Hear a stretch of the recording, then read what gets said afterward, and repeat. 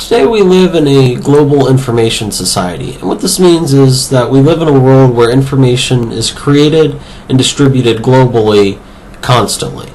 And this could be anything from a social media post to a person streaming themselves playing a video game to information published by a government or corporation on their website. Information professionals are the individuals who develop and maintain the infrastructure of this information society, and they're the ones who really make this all possible. One of the most essential roles, and the one I'd like to focus on, is the database administrator.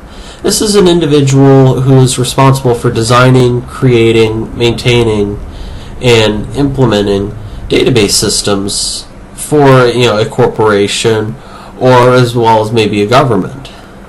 Databases are kind of the unseen force in the information society. A lot of people aren't aware to the extent at which they depend on them. The internet, for instance, would not even be searchable were it not for databases, since these are what maintain the indexes, and thus how Google and other search engines use databases to make it possible to search for websites. And also, databases are what make it possible to have a lookup system, known as the DNS. Otherwise, we'd have to memorize the addresses of the sites we'd like to visit. And without a database, we'd have to use something like a phone book in order to find websites if we didn't know the address already. So these technologies are essential to having a global information society, and the database administrator is the one who really makes this possible by developing these systems, maintaining them, and upgrading them.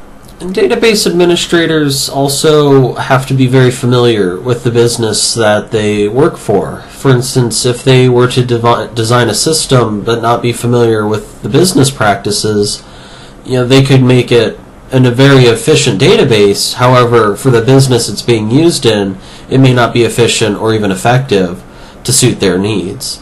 And this is why this is such a critical role, because any mistakes made while developing these systems can have impacts that can affect the company financially, as well as costing them a lot of time to get everything fixed, redesigned, and then implemented again.